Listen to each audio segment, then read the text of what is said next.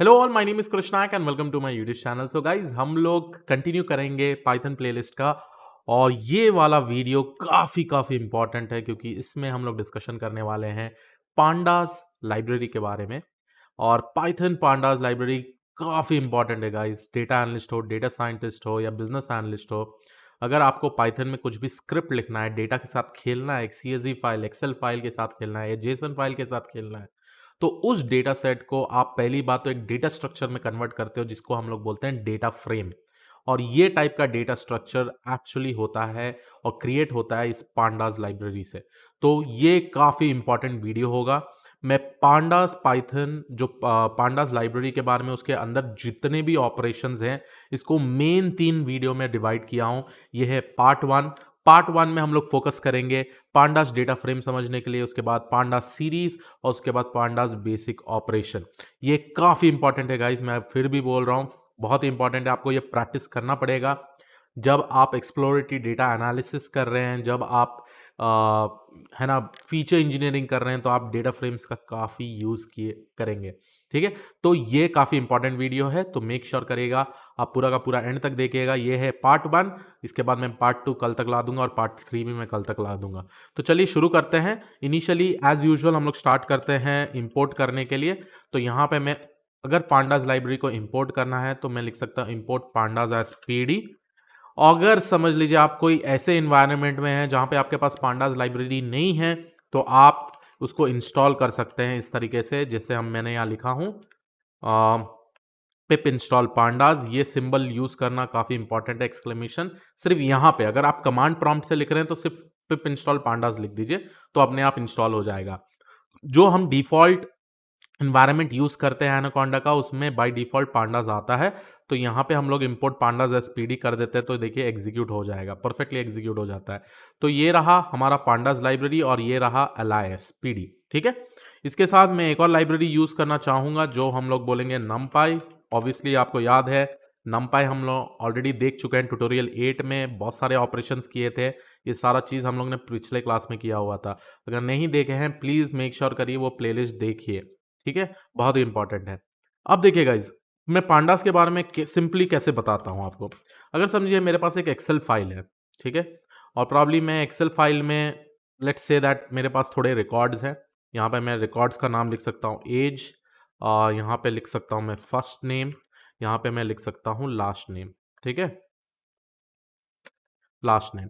अब समझ लीजिए यहाँ पे मेरा वैल्यूज लिख देता हूँ 32, फर्स्ट नेम इज क्रिश और लास्ट नेम इज नायक। अगर मैं ऐसे ही लिख देता हूँ यहाँ पे 24, ले लीजिए सुमन सिंह, मैं कुछ भी नाम लिख दे रहा हूँ यहाँ पे। ठीक है, अगर समझ लीजिए 31, यहाँ पे मैं लिख देता हूँ सुधांशु कुमार। ठीक है, अब यहाँ पे आप ये देखिए ये डेटा सेट है कि है जहाँ पे हम इसको क्या बोलेंगे, ये 3 फीचर्स है आपका। ठीक है, 3 फीचर्स है, age, first name and last name. तो ये 3 फीचर्स बेसिकली कॉलम्स है मेरे। ठीक है, एज एक कॉलम है, फर्स्ट एक कॉलम है, फर्स्ट नेम एक कॉलम है, लास्ट नेम एक कॉलम है। इसके अंदर जितना भी ये वैल्यूज प्रेजेंट है इसको हम लोग डेटा बोलेंगे। ठीक है, डेटा होता है ये। ठीक है, और ये वाला जो वैल्यूज दिख रहा है आपको, ये आपका रो इंडेक्स हो गया। ठीक है, रो इंडेक्स हो गया 1 2 3, बाय डिफॉल्ट एक रो इंडेक्स बनाया हुआ है इधर ने। तो इसके हिसाब से आप यहाँ पर इसको रो इंडेक्स बोल सकते हैं, इसको आप कॉलम इंडेक्स नेम बोल सकते हैं। अगर हम इसका कॉलम इंडेक्स पूछने जाएंगे तो ऑब्वियसली हम लोग इसको 0 1 2 बोल देंगे, क्योंकि पाइथन में जब भी हम लोग इंडेक्सेस का बात करते हैं तो ये जीरो जीरो से स्टार्ट होता है। ठीक है, तो इस डेटा को ऑब्वियसली मैं यहाँ एक्सेल शीट में डेटा इस तरीके से डाल रहा हूँ, तो ये डेटा ही कहला जाएगा।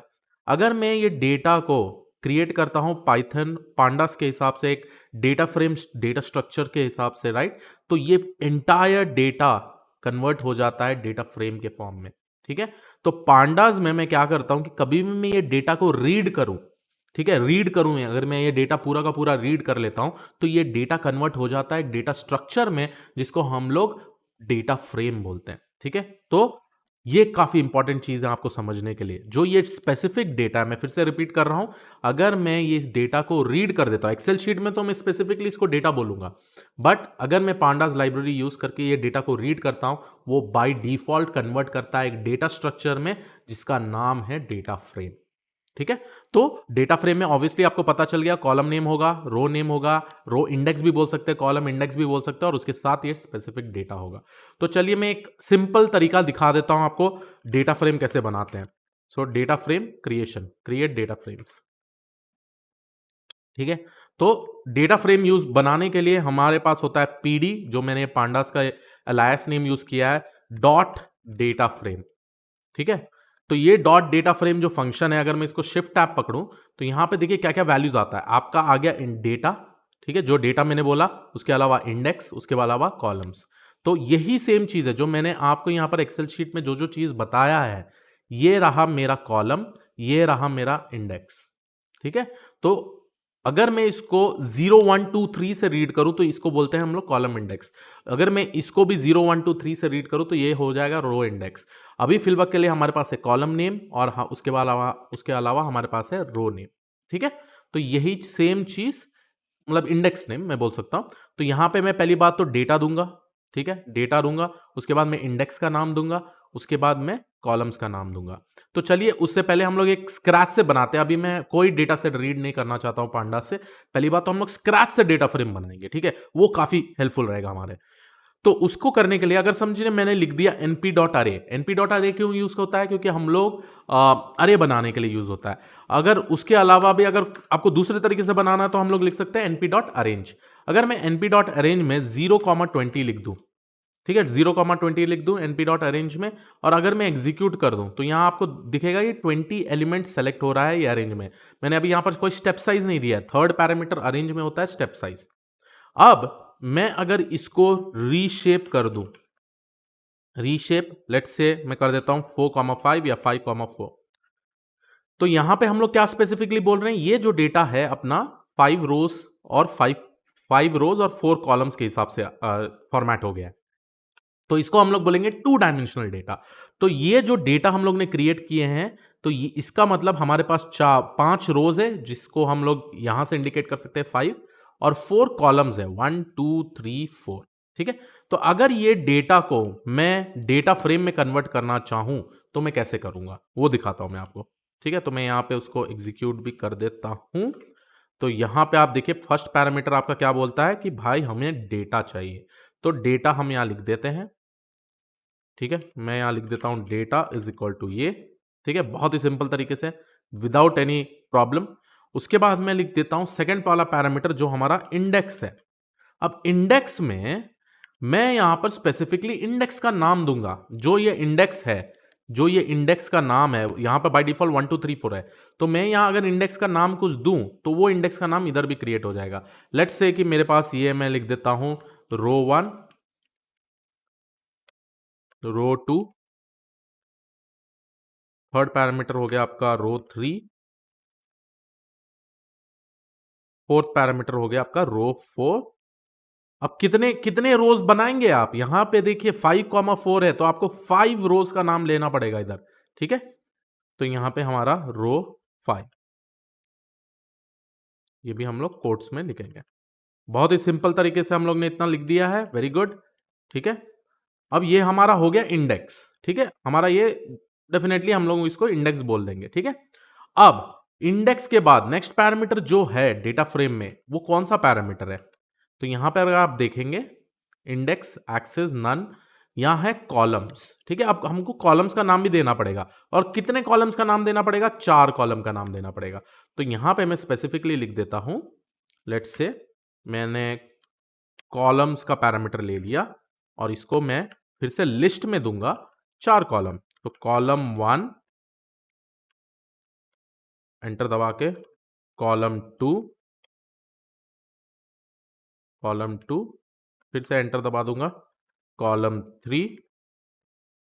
गाइज मैं ये नीचे इसलिए एंटर दबा रहा हूं क्योंकि आपको सारा का सारा कोड दिखे। ठीक है। और ये रहा आपका कॉलम 4। तो ये रहा आपका 4 कॉलम और 5 रोज। अब ये आपको जो डेटा फ्रेम देगा, मैं पक्का श्योर हूं ये आपको एक अच्छा सा डेटा फ्रेम दे देगा।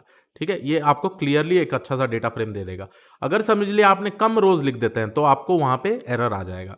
तो अगर मैं एग्जीक्यूट कर दूं तो यहां देखिए आपको एक खूबसूरत पूरा का पूरा कॉलम 1, कॉलम 2, कॉलम 3, कॉलम 4, रो 1, रो 2, रो 3, रो 4, रो 5 और इसका ये स्पेसिफिक डेटा दिखा रहा है। ठीक है? सेम चीज़ हो गया कि अगर मैं डेटा फ्रेम का एग्जांपल लूं और यही सेम चीज़ कॉपी पेस्ट करूं तो मेरा ये होगा column 1, column 2, column 3, column 4, column 5, आपका रो इंडेक्स होगा, उसके बाद आपका ये स्पेसिफिक डेटा होगा। तो आपको आई होप समझ में आया हो। लेट्स से देखिए हम लोग इसको डेटा फ्रेम में सेव कर देते हैं एक वेरिएबल में df। तो अगर मैं जाके df डॉट हेड देखूं, df डॉट हेड मतलब बाय डिफॉल्ट आपको टॉप 5 रिकॉर्ड्स दिखाता है। तो ये रहा आपका टॉप 5 रिकॉर्ड्स। ठीक है? अगर df डॉट टेल बोलूं तो लास्ट का 5 रिकॉर्ड्स दिखाएगा बाय डिफॉल्ट। अगर आपको और रिकॉर्ड्स देखना है, आप उसके हिसाब से यहां नंबर लिख दीजिए, मुझे 10 रिकॉर्ड देखना है टॉप 10, तो उसके हिसाब से मेरे को दिख जाएगा। बट अभी यहां फिलवक्त के लिए मैंने 10 रिकॉर्ड्स डाला नहीं है, तो आपका डेटा सेट यहां पर क्लियरली दिख सकता है। देखिए, तो आई होप आप लोगों को ये समझ में आ रहा हो बहुत ही अच्छी तरीके से। अगर मेरे को ये कोड और सैंपल से इजीली करवाना है तो मैं ऐसे भी लिख सकता हूं, आपकी मर्जी है। ठीक है? इंडेक्स, कॉलम्स और डेटा फ्रेम, तो इसका मतलब है डेटा फ्रेम। ठीक है? तो ये आपका creating data frame of structure है। आप pd डॉट डेटा फ्रेम लिखिए, यहां पे कोई भी डेटा दे सकते हैं उस अरे फॉर्मेट में, मैट्रिक्स फॉर्मेट में, जहां पे उस स्पेसिफिक नंबर ऑफ रोज और कॉलम्स रहें और उसके हिसाब से आप अपना इंडेक्स का नाम दे और कॉलम का नाम दे। ठीक है? तो ये रहा काफी सिंपली तरीके से आपको बेसिकली एक डेटा फ्रेम कैसा क्रिएट करते हैं, मैंने वो दिखा दिया। अभी बहुत सारा आएगा एग्जांपल्स आगे, आप वरी मत करिएगा। ये जैसे पार्ट 1 है और पार्ट 1 में चाहता हूं कि आपको बहुत स्लोली और अच्छे से समझाऊं। अब चलिए एक एक एक चीज एक इसके बारे में बात करते हैं। अगर मैं इसमें लिख दूं टाइप ऑफ डीएफ, तो यहां पे आप देखिए सीधा का सीधा हमको आ रहा है डेटा फ्रेम। कोई आपसे पूछा कि डेटा फ्रेम क्या होता है, आप इसको सिंपली तरीके से बोल सकते हैं कि डेटा फ्रेम भी एक टाइप का डेटा स्ट्रक्चर है जिसको आप बनाना है तो पांडास का लाइब्रेरी यूज करना पड़ेगा। और इस डेटा फ्रेम से इसके अंदर बहुत सारे इनबिल्ट फंक्शंस हैं जहां पे आप अलग अलग तरीके से different different types of operation कर सकते हैं डेटा को लेके। ठीक है? तो ये रहा काफी सिंपल। चलिए नेक्स्ट वाले में चलते हैं अभी। अब नेक्स्ट चीज हम लोगों को जो देखना है, ठीक है, हम यहां पे लिख सकते हैं df.info। ये एक अलग इनबिल्ट फंक्शन है df.info, और इसमें हम लोगों को बेसिकली इंफॉर्मेशन मिलेगा कि कॉलम का डेटा टाइप क्या होता है। तो यहां पे देखिए int 32 कॉलम 1 का, कॉलम 2 का int 32, कॉलम 3 का int 32, कॉलम 4 का int 32। तो ये आपको डेटा टाइप्स स्पेसिफिकली दे रहा है डेटा फ्रेम्स का, बहुत ही सिंपल तरीके से। ठीक है? तो आई होप आप लोगों को df.info समझ में आया। अब इसके अलावा अगर मैं लिखूं df.describe और यहां पे मैं एग्जीक्यूट कर दूं, आपको याद होगा अगर आपने मेरा 7 डेज का लाइव स्टैटिस्टिक्स सेशन देखा है मेरे इंग्लिश चैनल में, वहां पे मैंने ये count, mean, standard deviation, minimum, 25 percentile, 50 percentile, 75 percentile, max, ये सारा चीज एक्सप्लेन किया हुआ है। तो अगर आप ये inbuilt function dot describe use करते हैं तो इससे आपको सारा का सारा इंफॉर्मेशन ऐसे मिलेगा। और हमेशा मेक श्योर करिएगा जो भी कॉलम्स इंटीजर टाइप होते हैं या फ्लोट टाइप होते हैं वही कॉलम्स यहाँ पे सेलेक्ट किया जाएगा, बाकी सारे कॉलम्स को नहीं सेलेक्ट किया जाएगा जो बेसिकली ऑब्जेक्ट टाइप होता है, क्योंकि कॉलम्स हम लोग देखेंगे कि वो ऑब्जेक्ट टाइप भी होता है। ठीक है? तो ये बेसिक्स आपको हो गया। अब चलिए हम लोग चेक करते हैं इसका इंडेक्सिंग टाइप। अब इंडेक्सिंग आपका कैसे कैसे होता है, ठीक है, उसके बाद हम लोग चलेंगे पांडास के सीरीज में। ठीक है? तो इंडेक्सिंग डेटा फ्रेम में हम लोग दो तरीके से कर सकते हैं। एक है direct bye using column name, direct bye using column name. तो कॉलम नेम अगर डायरेक्टली यूज करेंगे तो आपको कॉलम का इंफॉर्मेशन आएगा। ठीक है? उसके बाद सेकेंड वाला जो हम लोग रो इंडेक्स से यूज कर सकते हैं। रो इंडेक्स को यूज करने के लिए हम लोगों को यूज करना पड़ेगा एक प्रॉपर्टी जिसको हम लोग बोलते हैं एलओसी। ओके? Location, LOC. ठीक है? और द थर्ड टेक्निक हम लोग जो यूज करेंगे, हम लोग रो इंडेक्स का नंबर से और कॉलम इंडेक्स का नंबर से, by using row index number जैसे 0 1 2 3, column index number, row index और कॉलम इंडेक्स। और इस इनबिल्ट फंक्शन को हम लोग यूज करेंगे, हम लोग बोलते हैं आईलॉक।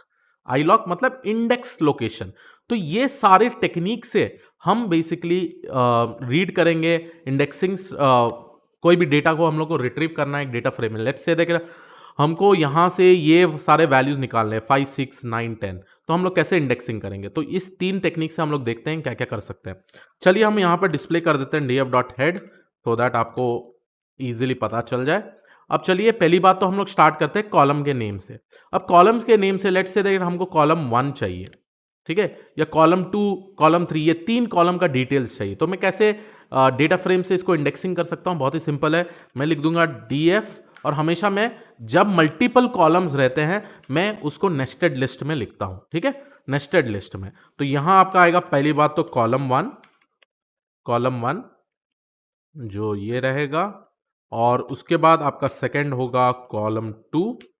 जब भी एक कॉलम से ज्यादा रहा तो आपको मल्टी नेस्टेड लिस्ट में डिफाइन करना पड़ेगा आपका कॉलम्स, ठीक है? और आपका थर्ड हो गया कॉलम कॉलम 3, ठीक है? तो यहां पे मैं क्या एग्जीक्यूट कर रहा हूं कि भाई मेरे को सिर्फ 3 कॉलम चाहिए ये वाले डेटा फ्रेम से, और मैं ये वाला कोड लिख दिया हूं जहां पे मेरे को तीन तीन कॉलम्स दिख रहे हैं। काफी सिंपल है, काफी इजी है यहाँ पे, ठीक है? तो ये आपका एक टेक्निक। अगर समझ लिए मेरे को एक ही कॉलम चाहिए तो एक ही कॉलम को मैं क्या करूंगा, यहां होगा मेरा डीएफ ऑफ कॉलम 1, ठीक है? और मैं जब एग्जीक्यूट करता हूं तो आप देखिए अब यहां पे रोज और टेबल्स के फॉर्म में नहीं दिख रहा है, टेबल्स के फॉर्म में नहीं दिख रहा है क्योंकि वो एक ही रो निकाला है, राइट? तो यहां पे आप देखिए रो 1 के हिसाब से सारा का सारा कॉलम 1 का इंफॉर्मेशन निकाल के आपको दिखा रहा है, ठीक है? तो ये रहा काफी सिंपली तरीके से, बहुत ही इजी तरीके से आप देखिए आप कॉलम को निकाल सकते हैं। अगर एक से ज्यादा चाहिए तो आप डबल ब्रैकेट्स यूज करिए और उसके हिसाब से आप कॉलम का नाम बोलिए। तो ये आपका first property bye using column names, ठीक है?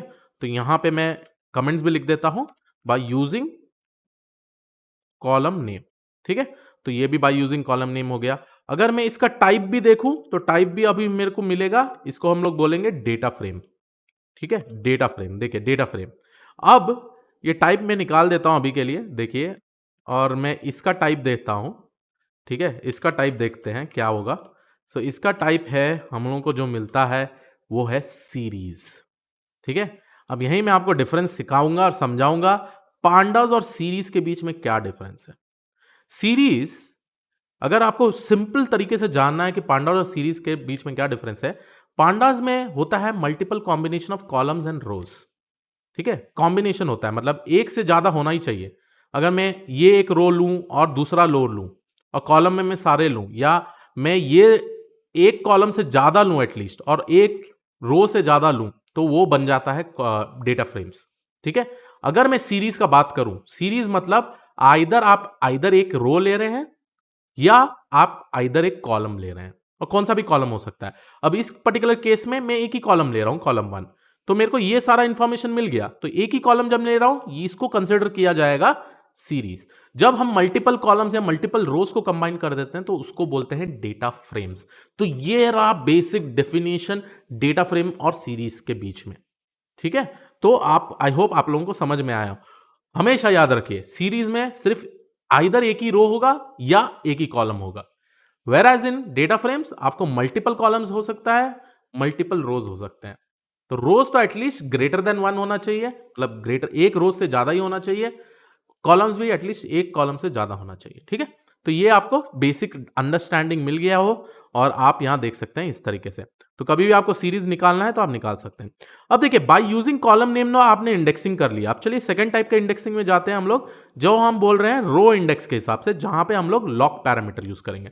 अब लॉक पैरामीटर यूज करने के लिए चलिए मैं बताता हूं लॉक पैरामीटर कैसा यूज कर रहे हैं। डीएफ डॉट लॉक, और यहां पे मैं सिर्फ रो का नाम ले दूंगा, तो यहां पे मेरा होगा, ये आ गया। तो आप देखिए रो 3 का जितने भी डिटेल्स है, कॉलम 1, कॉलम 2, कॉलम 3, यहां पे हमको आता है 8, 9, 10। अब आप इसका भी टाइप देखेंगे क्योंकि एक ही मैंने निकाला है, तो इसका भी टाइप अगर आप देखेंगे तो ये भी एक सीरीज बन जाएगा क्योंकि यहां पे एक ही कॉलम है, ठीक है? काफी सिंपल तरीके से मैं आपको समझा रहा हूं और बहुत ही बढ़िया तरीके से समझा रहा हूं। आई होप समझ में आ रहा हो, ठीक है? समझ में आ रहा हो तो लाइक करिएगा, पहली बात तो लाइक करना जरूरी है, ठीक है? और शेयर भी करिएगा, ठीक है? तो ये रहा डीएफ डॉट लॉक। अगर समझ लीजिए मैं मल्टीपल रोज से भी ले सकता हूं, मैं कभी ट्राई नहीं किया बट मैं यहां ट्राई करना चाहूंगा, तो देखते हैं कुछ एरर आता है क्या। तो यहां हम लोग ले लिए है रो 4, तो यहां पर देखिए आप दो रो के हिसाब से आपको डेटा मिल रहा है। तो डॉट लॉक जैसा हम लोग यहां पे डायरेक्टली कॉलम का नाम लिख के ले रहे थे, यहां पे हम लोग रोज के साथ नाम लिख के खेल सकते हैं। तो ये रहा हमारा technique by using row index name, by using row index name, और इसमें हम लोग स्पेसिफिकली लॉक यूज कर रहे हैं। ठीक है, तो ये काफी इजी हो गया। अब चलिए थर्ड वाले टेक्निक में जाते हैं। तो थर्ड वाले टेक्निक में क्या होगा, यहाँ पे हम लोग रो इंडेक्स और कॉलम इंडेक्स दोनों को भी कंबाइन कर सकते हैं, और उसको लिए हम लोग यूज करेंगे आई लॉक, इंडेक्स लोकेशन। अब इंडेक्स लोकेशन कैसा होता है, चलिए देख लेते हैं। df डॉट हेड, मैं खोल लेता हूं हेड। तो यहां पे ये मेरा df का डेटा सेट है। लेट्स से दैट हम लोग को चाहिए एलिमेंट्स लाइक 8 9 12 13। अब 8 9 12 13 को निकालने के लिए मैं आई लॉक यूज कर सकता हूं, जहां पे हम लोग specifically index number row index number अलग हो सकता है, कॉलम इंडेक्स नंबर अलग हो सकता है। हमेशा याद रखिए रो इंडेक्स नंबर 0 से स्टार्ट होता है, रोज के लिए 0 1 2 3 4, कॉलम के लिए भी 0 1 2 3 4 ऐसे स्टार्ट होता है। तो अगर मैं लिखना चाहूं और इसके हिसाब से अगर मैं दिखाऊं, अगर मैं इसको कॉलम इंडेक्स नंबर बोलूं, ठीक है, तो ये स्टार्ट होगा 0 1 2 3 बाय डिफॉल्ट, और ये होगा 0 1 2 3 4। ठीक है, तो ऐसे इस तरीके से अब हम लोग अपना कोड लिख सकते हैं। तो चलिए अब हम लोग अपना कोड लिखेंगे, और मैं कोड आपको दिखा भी देता हूं क्या होता है इसमें। चलिए मैं यहां पे लिख देता हूं, और समझिए मेरे को 8 9 12 13 निकालना है। अब 8 9 12 13 निकालने के लिए पहली बात तो, अगर आपको इंडेक्सिंग करना है by using both column index number and row index number, तो हम लोग यूज करेंगे आई लॉक। आई लॉक को हम लोग यहां बीच में पहला कॉमा देंगे, लेफ्ट साइड में हम यहां पे रो का इंफॉर्मेशन देते हैं। तो हमको ये वाला रो चाहिए, रो 3 एंड रो 4 चाहिए। ठीक है, तो रो 3 एंड रो 4 के लिए इंडेक्स है आपका 2, एंडिंग है इंडेक्स 4। ठीक है, तो यहां पे मैं लिख सकता हूं 2:4। ठीक है, और अब मेरे को 8 9 12 13, तो कॉलम किसके साथ रिलेटेड है, 0 और 1 इंडेक्स से। तो 0 और 1 इंडेक्स निकालना है, तो मेरे को 0 to 2 इंडेक्स तक जाना होगा। तो यहां पे मैं लिखता हूं 0:2। ठीक है, अब देखिए मैं जब एग्जीक्यूट कर दूंगा तो आपको इंफॉर्मेशन मिल जाएगा 8 9 12 13। तो यहां पे मैं एग्जीक्यूट कर दिया और मेरा आंसर एब्सोल्युटली फाइन, 8 9 12 13। तो ये होता है indexing technique by using both row index and column index number and row index number. तो आई होप आप लोगों को ये समझ में आया, और यही सिंपल सा इंडेक्सिंग टेक्निक है। अब आप कुछ भी निकाल सकते हैं। लेट्स से दैट हमको 9 10 11 निकालना है, 13 14 15 निकालना है, 17 18 19 निकालना है। तो चलिए आप देखिए, ट्राई करिए कैसे करेंगे।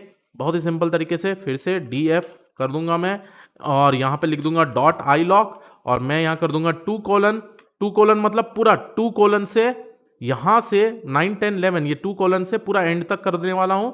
और ऐसे ही ये 3 कॉलम को लेना है, तो मेरे को फर्स्ट इंडेक्स से पूरा लास्ट तक जाना है कॉलम के वे में। तो यहां पे मैं दोनों एग्जीक्यूट कर रहा हूं, मेरे को इसका आउटपुट मिल रहा है।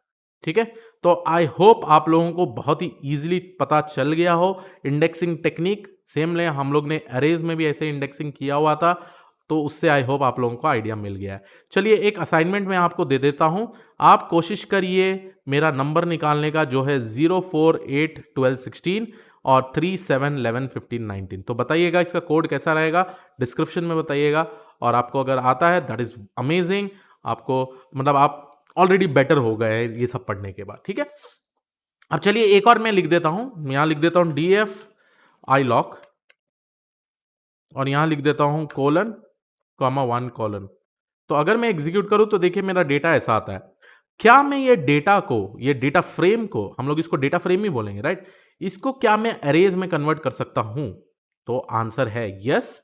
तो यहां पे to convert data frame into arrays, ठीक है, तो यहां पे मैं कन्वर्ट करता हूं, और इसको कन्वर्ट करने के लिए कुछ नहीं करना है, यहां पे लिखना है डॉट वैल्यूज।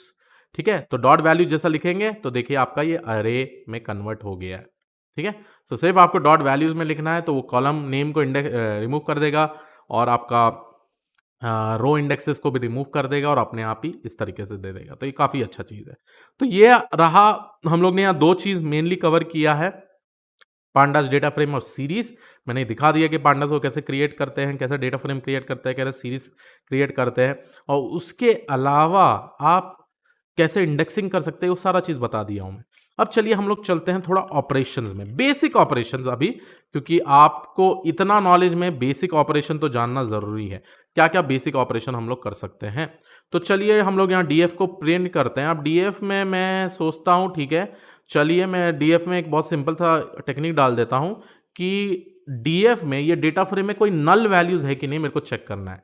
ऑब्वियसली बाय देखने से हमको पता ही चल रहा है कि नल वैल्यूज़ नहीं है तो हम यहाँ लिखेंगे इज नॉल डॉट सम। तो अगर मैं यहाँ पर लिखूं डॉट सम तो ये क्या करेगा, हर एक कॉलम का पहले देखेगा नल वैल्यू है कि नहीं। अगर नल वैल्यू नहीं है तो उसका वैल्यू क्या करेगा, वो जीरो ही रखेगा, नहीं तो ऐड करते जाएगा। तो अभी फिल वर्क के लिए सारे कॉलम्स के हिसाब से मेरा कॉलम 1 का 0 आना चाहिए, कॉलम 2 का 0 आना चाहिए, कॉलम 3 का, कॉलम 4 का 0 आना चाहिए। चलिए मैं एक और काम कर देता हूं, मैं ना यहाँ पे आपके लिए एक सिंपल सा डेटा फ्रेम बना देता हूं।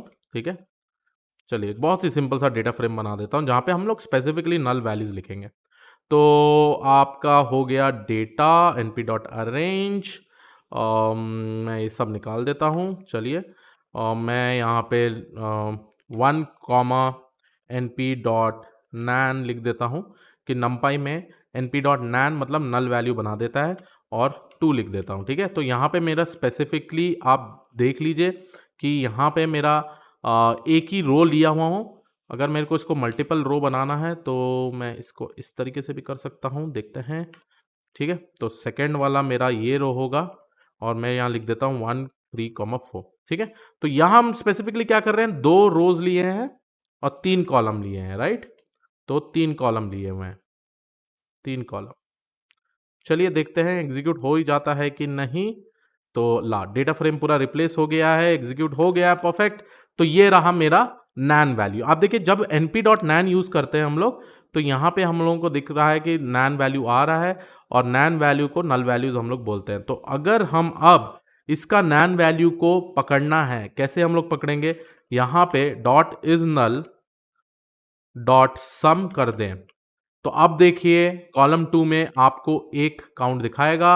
अच्छा, इज नल फंक्शन है तो आप देखिए डॉट सम में कॉलम 2 में आपको एक वैल्यू दिखाएगा, क्योंकि मेरे पास डीएफ में सेकंड कॉलम में एक नैन वैल्यू है।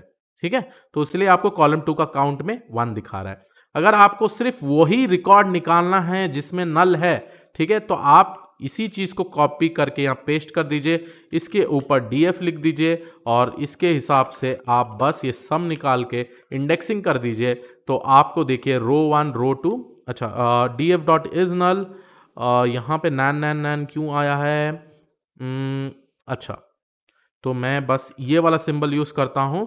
तो आपको 2 रोल आ रहा है df डॉट इज नल, देखते हैं रुकिए, df डॉट इज नल तो हमारा यहाँ होगा ट्रू, और ट्रू के हिसाब से अगर मैं, अच्छा तो यहाँ पे फॉल्स ट्रू ट्रू फॉल्स आ रहा है। अगर मेरे को स्पेसिफिकली ये रिकॉर्ड उठाना है, मैं आपको बताऊंगा आगे क्या करना पड़ेगा इसके लिए, बट अभी आपको एक आइडिया मिल रहा है कि अगर मैं यहाँ पे ट्रू रखा हुआ हूँ, ट्रू रखा है, ठीक है, और यहाँ से ट्रू इसलिए बता रहा है क्योंकि आपका ये वैल्यू नैन है। ठीक है, आगे हम लोग देखेंगे अगर समझ लीजिए ये बाकी सारे ट्रू होते, ठीक है, तो हम लोग क्या ये रिकॉर्ड निकाल सकते हैं जो सिर्फ ट्रू है या फॉल्स है, वो हम लोग भी देखेंगे। और उसमें हम लोगों को है ना बहुत मजा आएगा। देखिए आप यहां पे मैं अगर लिख दूं dot sum is double equal to 0, तो यहां पे देखिए फॉल्स दिखा रहा है। ठीक है, डॉट सम, ओके मैं यहां पे आप देखिए कॉलम 1 ट्रू दिखा रहा है, कॉलम 2 फॉल्स दिखा रहा है, और कॉलम 3 ट्रू दिखा रहा है। तो ये सारे टाइप के ऑपरेशंस आप इजीली कर पाते हैं। तो जहां जहां आपका ये ट्रू होगा सिर्फ वो वाले कॉलम्स दिखेंगे, बाकी के लोग नहीं दिखेंगे। तो अगर मैं ऐसे लिखूं, पता नहीं मेरे को वर्क होगा कि नहीं, ये कुछ एरर आ जाएगा, एरर भी आ सकता है। अनअलाइजेबल बुलियन सीरीज, अच्छा बुलियन सीरीज इंडेक्सिंग का प्रॉब्लम है, तो मैं इसको आपको बाद में बताता हूं, क्योंकि मैं इसको आपको डेटा फ्रेम के साथ मतलब पूरा का पूरा डेटा सेट के साथ बता सकता हूं, जो काफी समझ में आ जाएगा। तो ऐसे भी आप डिफरेंट डिफरेंट ऑपरेशन कर सकते हैं जहां पे आपको वैल्यूज इसके हिसाब से ट्रू या फॉल्स वो आपको बुलियन टाइप के वैल्यूज मिल जाएंगे। चलिए एक और चीज दिखा देता हूं मैं आपको। अगर यहाँ डीएफ देखे और डीएफ में अगर मैं कॉलम 2 या कॉलम 1, लेट्स से कॉलम 3 ले लेते हैं। अब हमको जानना है कि भाई कॉलम 3 में कितने डिफरेंट वैल्यूज हैं, ठीक है, कितने यूनिक और डिफरेंट वैल्यूज है।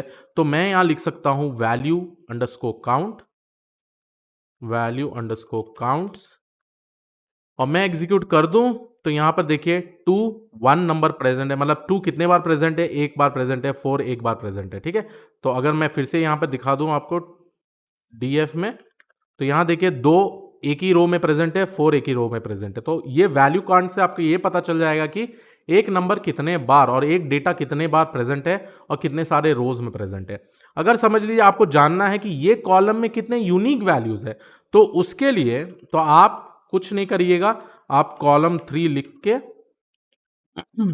डॉट यूनिक लिखिएगा और उससे आपको पूरा का पूरा यूनिकनेस पता चल जाएगा कि यूनिक कितने वैल्यूज है। तो यहां पे दिखता है 2,4।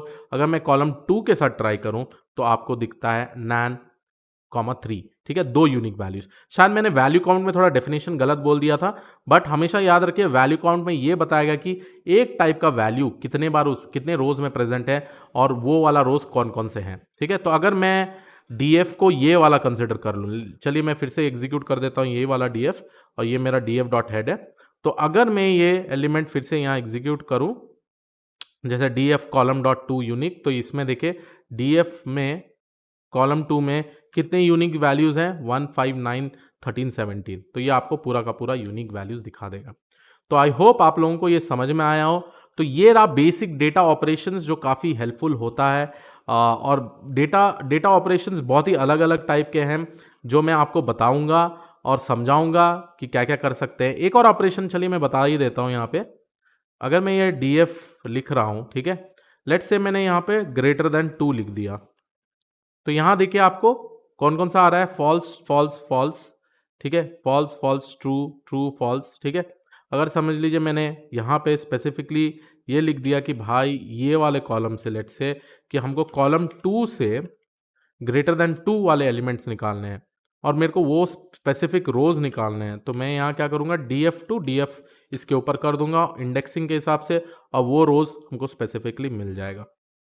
ठीक है, तो यहाँ पे देखिए रो 1 में ग्रेटर देन 2 नहीं था, तो इसलिए उसने इसको स्किप कर दिया और बाकी सारे रोज दिखा दिए। तो यहाँ पे जो हम प्रॉब्लम फेस कर रहे थे np.nan का, राइट, वो आगे हम लोग और देखेंगे बहुत सारे एग्जाम्पल्स में। यहाँ पे मैं आपको स्ट्रेस नहीं देना चाहता क्योंकि आगे जब हम देखेंगे तो बहुत सारी चीज उसमें हम लोग इंक्लूड करेंगे। ठीक है, तो ऐसे टाइप के ऑपरेशन आप कर सकते हैं, इसको बोलते हैं कंडीशनल इंडेक्सिंग। तो वो भी आप इजीली कर सकते हैं पूरा का पूरा। यहाँ इसके आगे मैं एक और कंडीशन लगा सकता हूँ एंड बोल के, column is greater than equal to 2 और लेस देन और इक्वल टू 3, ऐसा भी डाल सकता हूं मैं, अपने हिसाब से अपना कंडीशन डाल सकते हैं। तो ये इसको बोलते हैं कंडीशनल इंडेक्सिंग। ठीक है, तो आई होप आप लोगों को ये समझ में आ गया हो। ये रहा ट्यूटोरियल 9 पार्ट 1। मैं थोड़े देर में और पार्ट 2 बना दूंगा और मेक श्योर करिएगा आप प्रैक्टिस करिएगा पूरा का पूरा। This was it from my side. Please make sure that subscribe the channel, share करिएगा सारे लोगों को गाइज। ये मैं पूरा स्क्रैच से बना रहा हूँ, बहुत ही मजा आएगा आप लोगों को पढ़ने के लिए। Thank you one all, bye bye.